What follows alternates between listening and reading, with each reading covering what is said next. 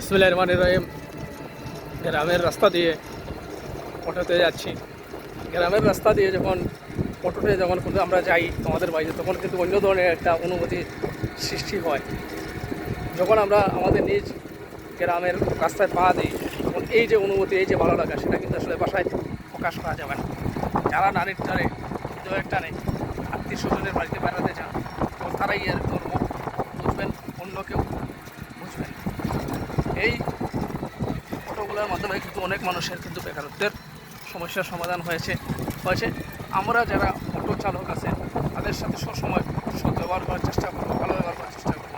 অনেক সময় আমরা দেখা যায় ভাড়া নিয়ে তাদের সাথে বাধ্যতামূলক হয়, এটা আসলে ঠিক না। মনে রাখবেন, আপনাদের টাকায় কিন্তু তাদের সংসার চলে। কাজে তাদের সাথে ভালো ব্যবহার করবেন এবং তাদের সাথে কোনো ভাড়া নিয়ে বাধ্যতামূলক করবেন। ধন্যবাদ সবাইকে।